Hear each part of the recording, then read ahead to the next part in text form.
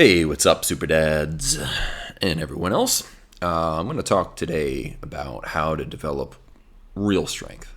And my definition of real strength is going to be probably very different from what other people imagine those words to mean.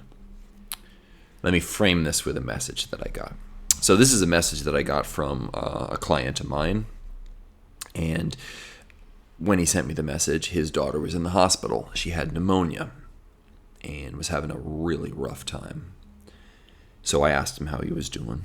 And, at this point, we'd been working together for a few months, and he had been doing HIIT workouts, one set to failure, 2 to 3 times a week, 10-minute workouts, one of the phases from my home Bodyweight system. And he'd lost a bit of weight, 10 kilos or so, about 20 pounds, but he'd also put on some muscle, just to frame where he is in his journey. And so his daughter's in the hospital with pneumonia, and this is the message. I asked how he was doing, and he said, "Me, not lying, there's a certain amount of stress, and yes, most nights have been pretty rough, but I feel like my body has been more resilient. My daughter will cry or fuss the moment we put her down to sleep, and the only way, seemingly, to get her to sleep is if we carry her and rock her while she's asleep. I've been able to keep it up for a few hours on end before I feel myself get tired. My lower back doesn't hurt at all, and that's usually what happens when I carry the baby for a while, or even when I stand up." All right. So you might see where I'm going with this. In my opinion, real strength, true strength, the most important kind of strength you can have is the kind that allows you to lift other people up.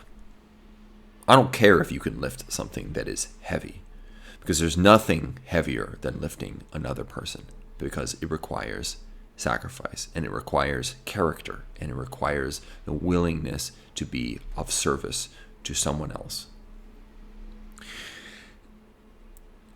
For a long time, when I was doing more powerlifting style training, more traditional approaches, I was in the gym 4 times a week, 5 times a week, lots of deadlifts, lots of squats, heavy and often.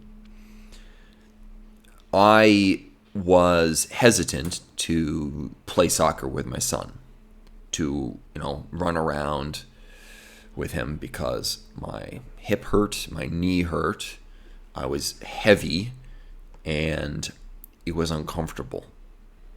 I didn't feel fast. I felt strong in a sense. But what was it really worth? What was I going to tell him, when he is 30 years old or something, and he has memories of me not playing soccer with him when he invited me to? Hey, Dad, remember that time? Those times when I was 7 and you didn't play soccer with me. What am I going to tell him? Yeah, son, I didn't play soccer with you, but there was a good reason. Right around that time, I hit a deadlift PR. I'm embarrassed to even say that.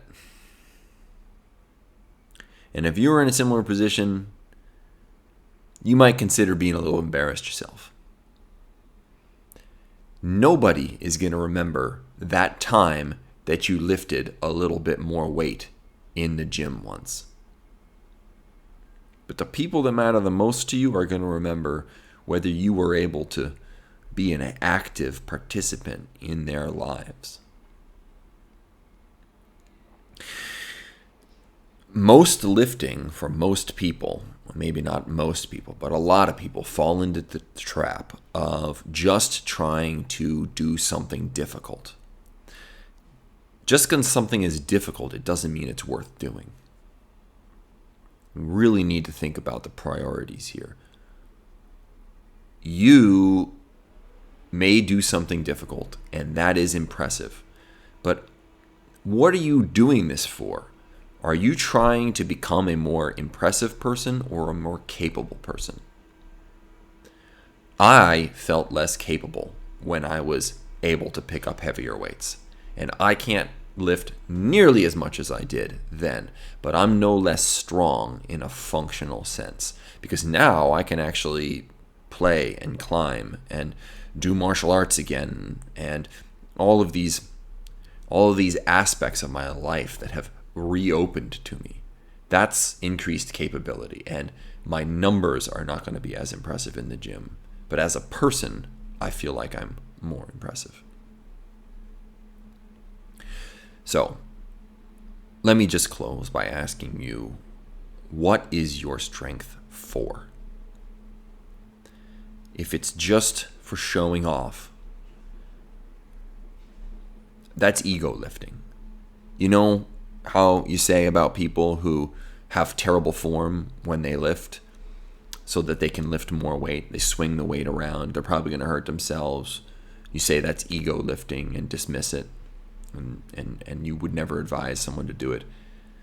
Well, there's another kind of ego lifting, and it is chasing numbers at the expense of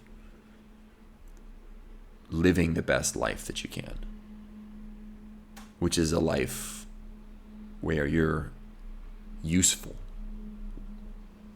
where you're strong enough to lift up the people that matter to you, rather than just the weights, because the weights don't care about you. I hope this resonated with some of you. If you're interested in programs that'll take you way less time than what you're doing now with just as good, if not better results and very little equipment, you can check them out down below. There's a free one. You can see what that's all about. And if it aligns with where you're at, check out the other ones. Questions or comments, of course, put them down below. Thanks so much for your time. I really appreciate the attention.